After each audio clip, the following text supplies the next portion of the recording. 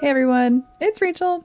In this tutorial, I'll show you how to create a dewy flower or rose using the Color Therapy app. If you get stuck on how to color a background, drawing emphasis to the main subject using bokeh is a great technique. Creating a soft, foggy vignette will lead the eye to the rose. You can find this image under Florals and Trees, Beauty. So the first thing you want to do is color the hazy or the foggy background first, and then you want to do your foreground, which would be the roses. So let's start up with the airbrush tool. Size 75 and opacity at 100. I'm going to use a bunch of colors from the pastel palette. So I'm going to use the second color on the top row to start. I'm using I'm having coloring inside the lines mode set to off, and I'm just adding in a bit of just like pink here and there, kind of around the flowers and the roses, just looking like roses in the background. Now I'm going to add a little bit of green too here and there, just really just all over the place, just quickly and loosely. I'll add a little bit of blue next to it. I'm going to add a light blue too, just kind of like for the sky in one section. I'm going to add a little bit of yellow, just so it looks like some sun is starting to peek through. Some light yellow. Maybe add some purple. Just all these colors from the same palette. Maybe a darker purple too. Kind of creating a little bit of a vignette around our roses. Now let's add in some darker colors to really add some shadows behind it. So I'm over in the basic palette now. I'm going to use this dark green. Just starting to add in some dark green into the corners, just like softly and loosely. And then I'll go over that with this dark blue, just a few spots here and there. And then I'll switch over to black and add a bit of black, just very softly. I'm going to switch over to the spray tool, and I'm going to do the size at 100 and opacity at 50, and then continue adding in our nice, very soft, loose vignette around the edges and corners, just layer after layer, kind of blending in those colors. If you lose some of that pink in there, you can add some more pink back if you need to. I'm going to use that dark green again, just making it darker and darker. It's kind of like the roses are coming out from a bush and the sun is shining on them. More black, more shadows. Again, you can also use the smear tool to soften it. So you do intensity and size at 100. Just really making it soft and blurry in the background. It's the easiest way to make a blurry background. Now let's create the bokeh. So let's use the pen tool first. Let's do size 50 and opacity at 45. I'm going to be using white and then a light pink from the basic palette and just kind of adding dots all over the place.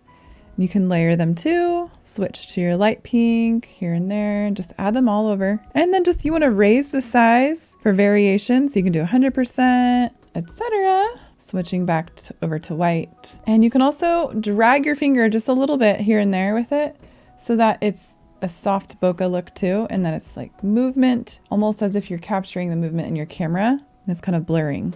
You can also use the airbrush tool to add in some as well.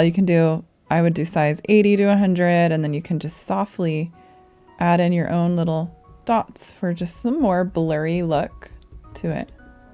Now it's really going to emphasize the dew that we're going to do next. So for the roses, let's go ahead and tap to fill them in first. So I'm using a dark green from the basic palette and just tapping in the leaves and the stems. I'm using the bright pink from the basic palette, so the third color on the top row, and just tapping it in.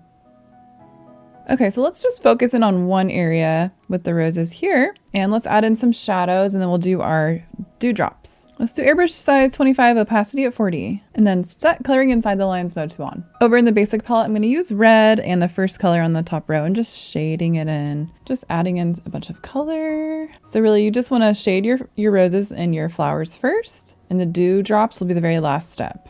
I might add a little bit of orange too on the bottom row. Over in the red palette, I'm using the darkest color, so the top first color. So I'm doing size 15 and opacity at 40. And with that darkest color from the red palette, I'm just shading it even more. So just adding in all my details. It always helps to look at a reference if you need. All right, so now let's do the dewdrop. So let's go over to the pen tool. Let's do size 1 and opacity at 25. So you can go ahead and draw a little half bubble on one of the rose petals or a leaf. Now you want to just sample a color from the rose and then raise the opacity to 70. And then you're going to just add in your colors from the rose into your bubble. So you want to add in some more color. And I'm just going sort of scribbling, just curving shapes. And then I might just raise the size up to 10%. Maybe I'll sample a green from the leaf and just add in a little bit more.